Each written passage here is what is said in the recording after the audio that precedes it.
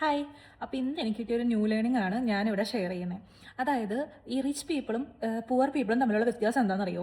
അവരുടെ day to day ലൈഫിലുള്ള അവരുടെ activities തന്നെയാണ് മൈൻഡ് സെറ്റും ആക്ടിവിറ്റീസും. ഞാൻ ഒരു കാര്യം അറിയാനിടയായി. കാരണം ഈ റിച്ച് പീപ്പിൾസ് അവരുടെ മക്കളെ ചെറുപ്പത്തിൽ തന്നെ ശീലിപ്പിക്കുന്ന രണ്ട് കാര്യങ്ങളാണ് ഡിസിപ്ലിനും മണി മാനേജ്മെൻറ്റും. പക്ഷേ അവർ അത് നമ്മൾ സാധാരണക്കാർ ചെയ്യുന്ന പോലെ അത് ചെയ്യ് ഇത് ചെയ്യ് എല്ലാ ദിവസവും അത് കറക്റ്റായിട്ട് ചെയ്യണം അങ്ങനെയൊന്നും പറഞ്ഞിട്ടല്ല അവരെ പഠിപ്പിക്കുന്നത്. അവർക്കൊരു ഇൻസെൻറ്റീവ് കൊടുത്തിട്ടാണ് അവരെ പഠിപ്പിക്കുന്നത്.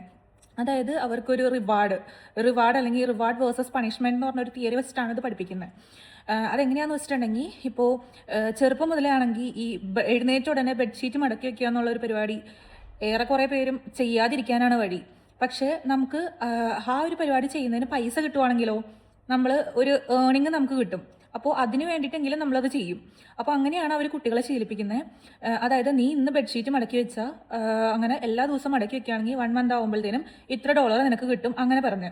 അപ്പോൾ അവിടെ ഒരു ഡിസിപ്ലിൻ ഫോം ചെയ്യുകയാണ്. അതുപോലെ തന്നെ എന്താ പറയുക, അവർക്കൊരു ഏണിങ് കിട്ടുകയും കൂടിയാണ്. പിന്നെ വേറൊരു കാര്യം കൂടെ അവിടെ ചെയ്യുന്നുണ്ട്. ഇവർക്ക് ഈ പൈസ ഇപ്പോൾ ഒരു $5 കൊടുക്കുന്നതെങ്കിൽ തന്നെ അതിനകത്ത് 3 കവറുകളായിട്ടാണ് ഇവർക്ക് ഈ ഡോളർ മാസാവസാനം കിട്ടുക. അതെങ്ങനെയാണെന്ന് വെച്ചിട്ടുണ്ടെങ്കിൽ ആദ്യത്തെ $2 അതവർക്ക് അവരുടേതായ ഇഷ്ടങ്ങൾക്ക് വേണ്ടി ചെലവഴിക്കാൻ വേണ്ടിയിട്ടാണ്. അതായത് അവർക്ക് പൈസ ചെലവഴിക്കാനുള്ള ഫ്രീഡത്തെ പറ്റി പറഞ്ഞു കൊടുക്കാൻ വേണ്ടിയിട്ടാണ് ഇവരിങ്ങനെ ചെയ്യിപ്പിക്കുന്നത്. രണ്ടാമത്തെ ആണെങ്കിൽ ഇൻവെസ്റ്റ് ചെയ്യാൻ അല്ലെങ്കിൽ സേവ് ചെയ്യാൻ വേണ്ടിയിട്ടാണ് ഇവർ അത് കാണിച്ചു കൊടുക്കുന്നതും അവർ വേറെ സെപ്പറേറ്റ് കവറിലിട്ട് അത് കൊടുക്കുന്നതും. ഇനി മൂന്നാമത്തേന്ന് പറഞ്ഞിട്ടുണ്ടെങ്കിൽ അവസാനം വരുന്ന $1 അത് പല പല ദാനങ്ങൾക്കും ഹെൽപ്പിംഗ് മെൻറ്റാലിറ്റി ഇമ്പ്രൂവ് ചെയ്യിപ്പിക്കുവാനായിരിക്കും ഇവർ പ്രാക്ടീസ് ചെയ്യിപ്പിക്കുന്നത്.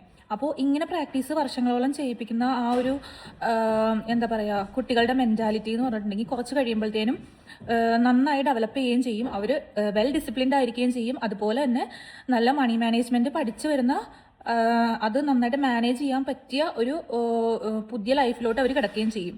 സോ ഇതാണ് എനിക്ക് കിട്ടിയ കുട്ടി കുട്ടി അറിവുകൾ. അപ്പോൾ നിങ്ങൾക്ക് ഉപകാരമാണെന്ന് വിചാരിക്കുന്നു. ബൈ.